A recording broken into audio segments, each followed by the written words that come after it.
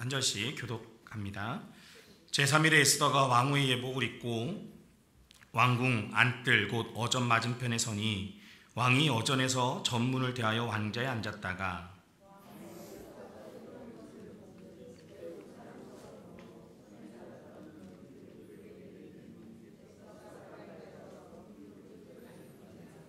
왕이 이르되 왕후 에스더여 그대의 소원이 무엇이며 요구가 무엇이냐 나라의 절반이라도 그대에게 주겠노라 하니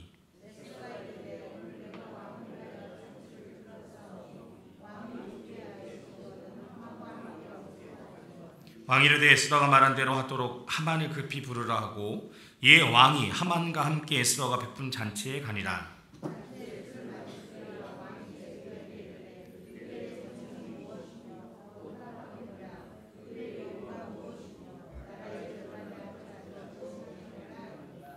에스더가 대답하여 이르되 나의 소청 나의 요구가 이러하니이다.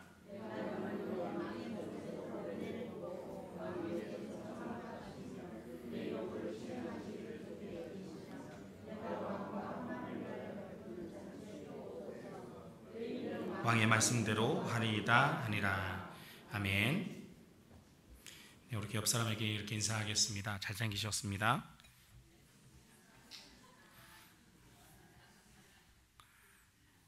네, 감사합니다.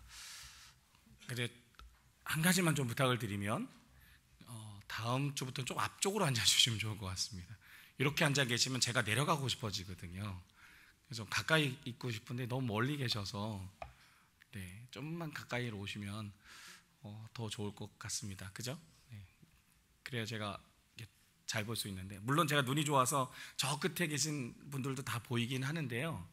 그래도 좀 더 가까이 앉아 계시면 좋을 것 같습니다. 그죠? 네. 부탁드리겠습니다. 예.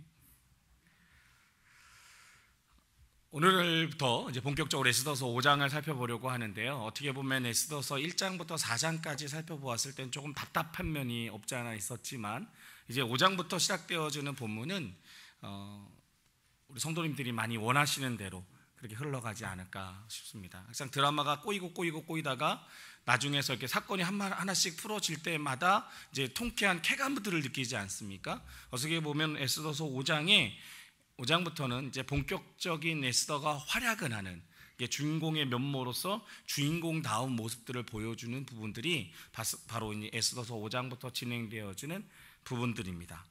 그런데 좀 이상한 부분은 이 에스더서 5장을 어떻게 시작하고 있냐 봤더니 1절 말씀을 다시 한번 보면요. 제3일에 에스더가 왕후의 예복을 입고 왕궁 안뜰 곧 어전 맞은편에 서니라고 이야기합니다.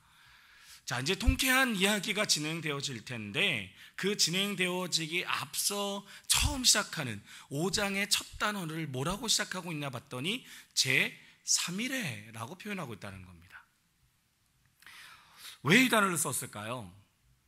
그냥 사실 제3일이라는 단어가 없어도 이야기는 자연스럽게 이어지거든요. 에스더가 왕후의 예복을 입고 왕궁 안뜰에 이렇게 시작해도 상관이 없다라는 거죠. 그런데도 불구하고 저자는 이 3일에라는 본문에 기록해 넣었다라는 겁니다.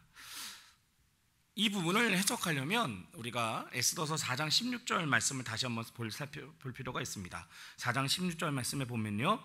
당신은 가서 수산에 있는 유다인을 다 모으고 나를 위하여 금식하되 밤낮 3일을 먹지도 말고 마시지도 마소서 나도 나의 신우와 더불어 이렇게 금식한 후에 규례를 어기고 왕에게 나아가리니 죽으면 죽으리이다 하니라 라고 기록하고 있습니다. 아멘.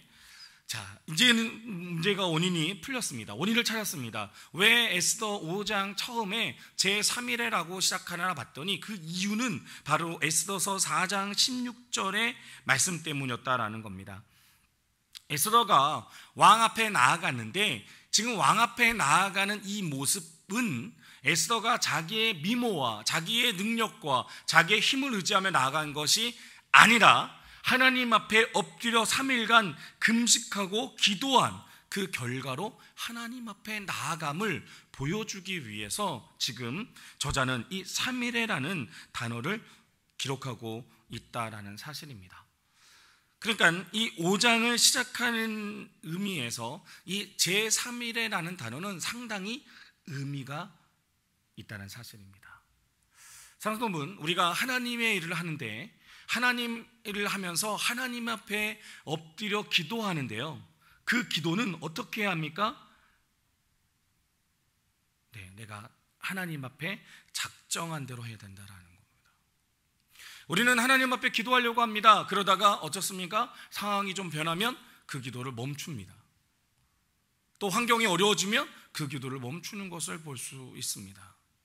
그러나 에스더는 그러지 않았다는 거죠. 그가 이스라엘 백성과 또 자신의 시녀와 더불어 작정했던 3일간의 기도를 시작했고, 그리고 그 기도가 맞춰진 이후에 이제는 하나님의 뜻대로 그 일들을 진행하고 있다라는 사실입니다. 이렇게 기도하며 나가는 에스더, 하나님께서는 그 에스더의 기도에 응답하셨습니다. 그리고 오늘 저희가 살펴보겠지만 하나님의 은혜를 부어주시는 것을 볼 수 있습니다. 기도하며 나가는 에스더에게 하나님이 부어주신 첫 번째 은혜는 무엇일까요? 그것은 바로 순탄한 환경이었습니다. 4장 16절에서 살펴봤지만 에스더는 왕 앞에 나아가는 것은 목숨을 걸어야 합니다. 왕이 부른 것이 아닙니다. 야 에스더야, 네가 왕 앞에 나와라 라고 말하지 않았다는 거죠. 에스더가 왕에게 나아가는 겁니다. 잘 아시겠지만 이 아하스웨로 왕은 상당히 변덕이 심한 왕이었습니다. 그렇기 때문에 전에 있던 이 와스디 왕후 같은 경우도 자신이 마음에 들지 않는다는 이유로 그를 폐위시켜버렸다라는 겁니다. 아주 별일도 아닙니다. 그런데 자신의 마음에 들지 않다는 이유 하나로 폐위시켜버렸습니다. 물론 거기에는 정당한 이유들을 찾아서 되었죠. 그러나 중요한 것은 아하스웨로 왕의 마음이었다는 겁니다. 그런 이 변덕이 심한 아하스웨로 왕 앞에 나아간다는 것은 정말 이 두렵고 떨리는 모습을 가지고 나아가야 한다는 겁니다. 어떻게 했습니까? 오늘 1절과 2절 말씀에 보면 왕 앞으로 나아갑니다. 그랬더니 2절 말씀에 보니까 왕후 에스더가 뜰에 선 것을 본즉 매우 사랑스러움으로 손에 잡았던 금규를 그에게 내미니 에스더가 가까이 가서 금규끝을 만진지라라고 이야기합니다. 너무 다행스럽게도 아하스웨로 왕이 이 변덕을 부리지 않고 왕후에게 금규끝을 내밀므로 허락했다라는 겁니다. 근데 성경은요, 조금 더 보면 이 수용한 정도가 아니라 예상을 뛰어넘는 아주 큰 호의를 베푸는 것을 3절에서 볼 수 있습니다. 왕이 이르되 왕후 에스더여, 그대의 소원이 무엇이며 요구가 무엇이냐? 나라의 절반이라도 그대에게 주겠노라 하니라고 이야기합니다. 예상치 못한 대답입니다. 사실 너무 긴장하고 갔습니다. 왕후가, 아하스웨로 왕이 마음만 바꾸면 그래 난 세 번째 아내를 맞이해야 되겠어 라고 생각만 했다면 이 에스더는 죽고 말았을 겁니다. 그러나 그는 나라의 절반이라도 그대에게 주겠다라고 말하고 있다는 사실입니다. 여기서 우리는 이렇게 생각해 보아야 합니다. 왜, 어떻게 이러한 일들이 일어날 수 있었을까? 에스더의 모습을 보면 에스더가 3일 동안 금식한 에스더가 얼마만큼 이뻐 보였을까요? 그러지 않았을 거라는 겁니다. 성경에 보면 이런 표현이 찾아볼 수 있습니다. 2절에 보면 매우 사랑스러움으로, 아하스웨로 왕이 에스더를 받아들인 이유는 우리가 여기서 찾아볼 수 있습니다. 매우 사랑스러움으로. 이 표현의 언어를 지역해 보면 그녀가 왕의 헨을 얻었다라고 지역해 볼 수 있습니다. 헨이라는 단어는 무슨 뜻이냐면 바로 헤세드라는 말과 같은 언어를 가지고 있는 단어입니다. 헤세드는 뭡니까? 하나님의 은혜죠. 다시 말하면 이 헨이라는 단어는 하나님의 은혜를 표현할 때 사용합니다. 에스더서 2장 17절에도 이 헨이라는 단어가 등장합니다. 왕이 모든 여자보다 에스더를 더 사랑함으로 그가 모든 처녀보다 왕 앞에 더 은총을 얻은지라. 왕이 그의 머리에 간을 씌우고 와스디를 대신하여 왕으로 삼을지라 라고 기록되어져 있는데요, 여기에 보면 은총을 얻은지라 라고 말할 때 이 은총이라는 단어가 바로 헨과 헤세드라는 두 단어로 되어져 있는 것을 볼 수 있습니다. 자, 이와 같은 사실은 우리에게 무엇을 말해주고 있습니까? 그것은 에스더가 아하스웨로 왕을 처음 대면할 때도, 또 민족을 구명하기 위해 목숨을 걸고 왕 앞에 나아갈 때에도 누가 하셨다는 겁니까? 하나님이 하셨다라는 겁니다. 하나님이 은혜를 내리셨다라는 거죠. 성경에는 하나님이 개입하셨다는 단어는 나오지 않습니다. 그러나 우리가 다헨이라는 단어를 살펴보면 그 가정 가운데 하나님이 전적으로 개입하고 계시다는 사실을 우리는 볼 수 있다라는 사실입니다. 조금 쉽게 설명을 해드리면요, 이 아하스웨로 왕의 변덕스러운 마음을 누가 잡으셨다는 겁니까? 하나님이 잡으셨다라는 사실입니다. 더 놀라운 것은요, 이 매우 사랑스러움으로 나는 단어의 이 동사 형태입니다.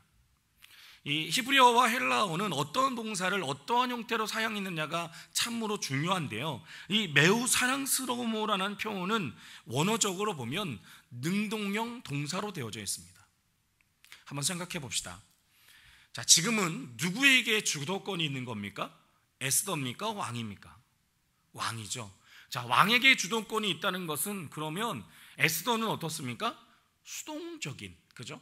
권한이 없는 거지 않습니까? 권한이 없는 상태에서 지금 왕 앞에 나아갔다는 겁니다. 그런데 성경은 그것을 수동형으로 표현하는 것이 아니라 능동형으로 표현하고 있다는 거죠. 다시 말하면 주도권이 누구에게 있다는 겁니까? 에스더에게 있다는 겁니다. 무엇을 이야기해 주고 싶을까요? 에스더는 육체적으로 볼 때는, 우리가 육적으로 볼 때는 수동적인 지금 상황과 환경이 놓여져 있는 겁니다. 그러나 영적으로 볼 때는 지금 에스더는 어떠한 상태입니까? 3일 동안 하나님 앞에 금식하며 기도한 상태입니다. 하나님께서 이루실 것을 소망하며 엎드렸던 사람입니다. 이런 에스더가 누구를 앞서간다는 겁니까? 아하스웨로 왕을 주도해 나간다라는 사실을 표현하고자 지금 매우 사랑함으로라는 단어를 수동형이 아니라 능동형 동사로 표현하고 있다라는 사실입니다. 사랑성도분, 우리는 이 세상에서 어떻게 살아가고 계십니까? 우리는 상황과 환경을 봅니다. 그러나 상황과 환경에 보면서 하나님 앞에 이렇게 돌아오죠. 눈물을 흘리며, 주님, 내가 오늘도 넘어졌네요.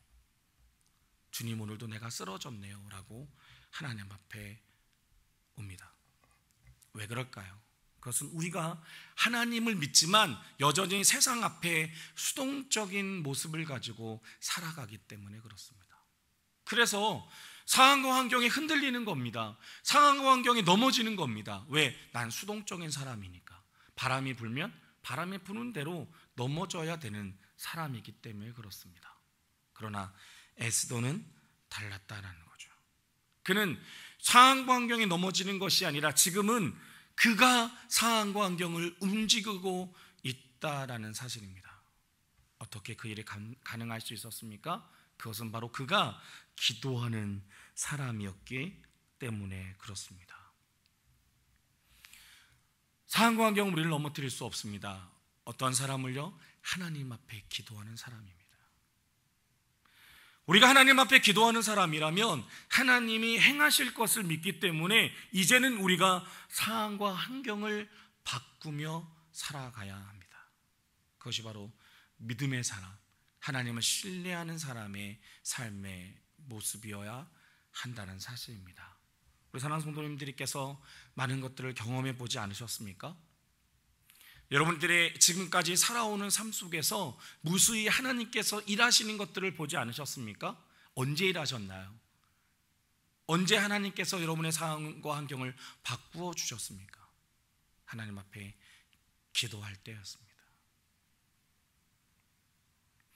이것이 바로 에스더가 받아들였던 첫 번째 은혜입니다. 그럼 에스더가 받았던 두 번째 은혜는 무엇일까요? 바로 그것은 문제를 헤쳐나갈 지혜를 받았다라는 사실입니다. 하나님이 평탄케 해주시는 이 외적 은혜를 통해서 주변 사람들이 다 나를 좋게 봐주는 것도 중요합니다. 그러나 그것만을 가지고서는 문제를 해결할 수 없다라는 겁니다. 문제를 해결하기 위해선 하나님이 우리에게 주시는 지혜가 필요합니다. 에스더를 좀 다시 한번 살펴보시죠. 왕이 이렇게 이야기합니다. 그대의 소원이 무엇입니까? 내가 당신의 요구라면 나라의 절반이라도 주겠습니다 라고 이야기합니다. 여러분이라면 어떻게 하시겠습니까? 대부분의 사람들이라면 왕이 이런 말을 한다면 그동안 가지고 있었던 서러움이 한 번에 폭발할 겁니다. 아, 왕이 내 마음을 알아주는구나. 그래서 막 눈물을 흘리면서 왕 앞에 이렇게 이야기했죠. 왕이시여, 저 사만이라는 사람이 저와 우리 민족을 다 죽이려고 합니다. 이렇게 이야기하지 않겠습니까? 복수해 주십시오.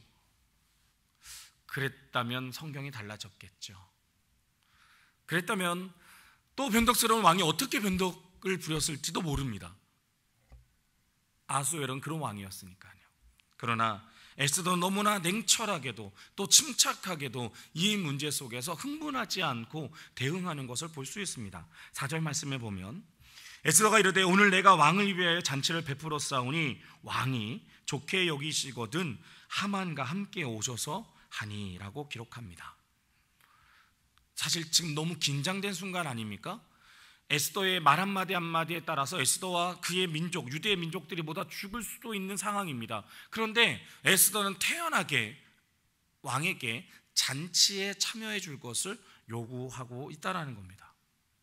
이것은 에스더가 왕의 특징을 너무나 잘 파악하고 공략하고 있다는 겁니다. 아하스웨로 왕이 어떤 사람이었습니까? 우리는 앞에 성경을 좀 살펴보시면 아하스웨로 왕은요, 잔치를 너무 좋아하는 사람이었습니다. 얼마나 좋아했냐면 무려 180일 동안 잔치를 열었습니다. 180일. 감이 안 오시죠? 항상 그러시더라고요. 감이 안 오시죠? 180일입니다. 6개월이라고요. 6개월. 네, 그래도 감이 안 오죠? 예. 자, 지금부터 여러분들이 6개월 동안 매일같이 잔치만 하는 겁니다. 너무 좋겠죠? 예. 그런데 성경에 보니까 6개월도 성이 안 차는 겁니다. 그래서 아하스웨로 왕은 6개월의 잔치를 열고도 더 7일 동안 잔치를 열었다는 겁니다. 자, 이 정도면 얼마나 그 아하스웨로 왕이 잔치를 좋아하는지 알 수 있습니다. 그런 왕에게 이제 이야기하는 겁니다. 왕이시여, 제가 잔치를 열었으니까 잔치에 참여해 주십시오. 자, 왕의 입장에서 살펴본다면 지금 이 에스더가 얼마나 사랑스러워 보일까요? 그렇지 않아도 갑자기 에스더가 다가오는데 매우 사랑스러워 보였는데 그 에스더가 자신의 마음을 너무나 딱 잘 잡아주는 겁니다. 그러니까 어떻습니까? 왕의 마음이 더 활짝 열렸다라는 겁니다. 이것이 바로 사랑하는 성도는 기도의 힘입니다. 만약 에스더가 죽으면 죽으리라 결단한 직후에 바로 왕 앞에 나갔다면 어떠한 결과가 났을까요? 아마 이렇게 침착하게 지혜를 발휘할 수 없었을 겁니다. 왕이 매우 사랑스러웠을 수도 있겠죠. 그러나 왕이 아까와 똑같은 이야기를 했었을 때 에스더는 눈물을 흘며 이야기했을지도 모릅니다. 그럼 또 이야기가 달라졌겠죠. 3일간 에스더는 하나님 앞에 금식하며 기도합니다. 하나님을 경외하며 하나님 앞에 묻습니다. 하나님, 어떻게 해야 합니까? 하나님, 우리 민족이 지금 너무나 어려운 이 상황과 환경 속에 처해 있는데 하나님, 어떻게 해야 합니까? 하나님, 저에게 지혜를 주십시오. 이렇게 3일 동안 하나님 앞에 지혜를 구했다라는 겁니다. 그리고 하나님께서 그 상황과 환경을 분석할 수 있는 지혜를 주셔서 지금 이러한 우리가 볼 때 너무나 뛰어난 에스더의 이 방법들이 생겨날 수 있다는 사실입니다. 야고보서 1장 5절 말씀에 보면 너희 중에 누구든지 지혜가 부족하거든 모든 사람에게 후히 주시고 꾸짖지 아니하시는 하나님께 구하라 그리하면 주시리라 라고 말씀하고 있습니다. 사랑하는 성도, 놀랍지 않습니까? 하나님이 우리에게 약속하고 계십니다. 지혜가 부족하냐? 그러면 구해라. 그러면 준다. 이것이 바로 기도의 위력입니다. 우리가 하나님 앞에 기도하고 묵상하며 하나님 앞에 내려놓을 때 하나님께서는 우리에게 지혜를 주심으로 그 상황과 환경을 이겨낼 수 있는 힘과 능력을 허락하신다라는 사실입니다. 사랑하는 성도 여러분, 기도의 능력을 경험하며 기도를 통해 하나님이 주신 지혜를 경험하며 살아가는 우리 피그림의 성도들이 되실 수 있길 소망합니다. 우리의 삶의 열쇠는 바로 기도에 있습니다. 그래서 미국의 제16대 대통령인 에이브럼 링컨은 이런 말을 했습니다. 나는 어려울 때마다 무릎을 꿇고 기도한다. 나는 충분한 지혜가 없지만 기도하고 나면 특별한 지혜가 머리에 떠오르곤 한다. 특별한 능력이 없습니다. 그런데 이상하게도 하나님 앞에 기도하고 나면 하나님께서 저에게 지혜를 주시더라라고 고백하고 있습니다. 그래서 그는 지금도 많은 사람들에게 정말 존경을 받는 미국의 대통령이 되지 않았습니까? 예수님도 우리들에게 기도의 모범을 보여주고 계십니다. 가장 중요한 순간들 때마다 예수님은 기도하셨습니다. 마태복음 4장 1절에 보면 그때 예수께서 성령에게 이끌려 마귀에게 힘을 받으러 강요로 가사 40일을 밤낮으로 금식하신 후에 줄이신지라 라고 이야기합니다.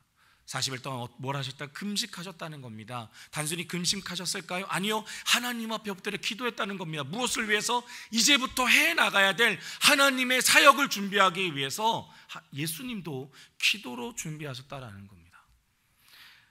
또 누가복음 6장 12절 13절 말씀에 보면 이때 예수께서 기도하시러 산으로 가사 밤이 새도록 하나님께 기도하시고 밝음에 그 제자들을 부르사 그 중에서 12를 택하여 사도라 칭하셨으니 라고 이야기합니다.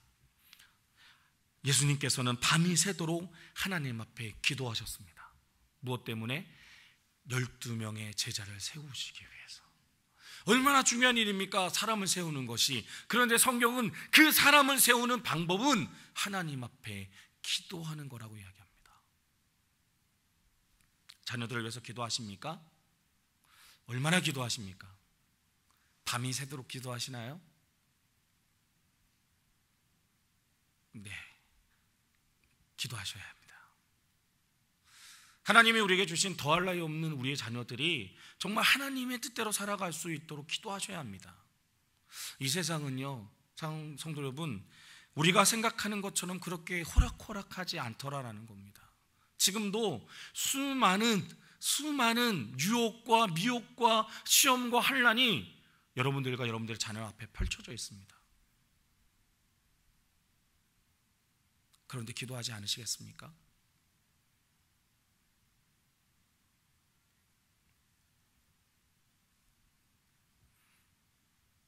우리 한 군데 더 찾아보면 누가복음 22장 40절로 42절 말씀해 보시면 그곳에 이르러 그들에게 이르시되 유혹에 빠지지 않게 기도하라 하시고 그들을 떠나 돌 던질 만큼 가서 무릎을 꿇고 기도하여 이르시되 아버지여 만일 아버지 뜻이거든 이 잔을 내게서 옮기시옵소서. 그러나 내 원대로 마시옵고 아버지 원대로 되기를 원하나이다 하시니 라고 기도합니다. 사랑하는 여러분, 기도는 이런 것입니다. 우리가 하나님 앞에 기도하는데 우리의 기도는 단순히 나의 뜻을 하나님이 들어주시길 위해서 기도하는 것이 아니라 하나님의 뜻이 나를 통해서 이 땅에 드러나길 위해서 기도해야 한다는 사실입니다. 예수님이라고 십자가를 피하고 싶지 않으셨을까요? 아니요, 피하고 싶으셨습니다. 할 수만 있으면, 정말 할 수만 있다면 예수님도 십자가를 지고 싶진 않으셨습니다. 그러나 지셔야 했기 때문에 지셨습니다. 왜? 그것이 아버지의 뜻이었거든요. 여러분은 하나님의 자녀가 되었습니다. 맞습니까? 여러분이 예수 그리스도를 구주로 고백하는 순간 여러분은 하나님의 자녀가 되었습니다. 아멘. 그렇다면 이젠 하나님의 뜻대로 살아가는 자녀다운 삶의 모습을 살아가야 한다는 겁니다. 단순히 우리가 하나님 앞에 하나님, 내 상황과 환경이 너무나 어렵습니다.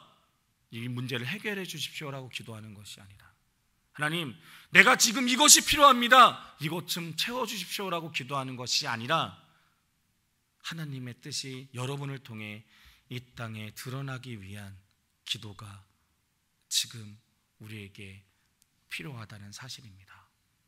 사랑하는 성도 여러분, 우리가 살고 있는 이 시대는 어쩌면 교활한 하만보다도 더 교활하고 더 권력을 행하는 이 세상이라는 존재가 우리 곁에 있습니다. 얼마나 치밀하고 얼마나 교활한지 모릅니다. 정말 깨어있지 않으면 한순간에 넘어질 수도 있는 이 세상에 그런 많은 미혹들이 있습니다. 그런데 기도하지 않으시겠습니까?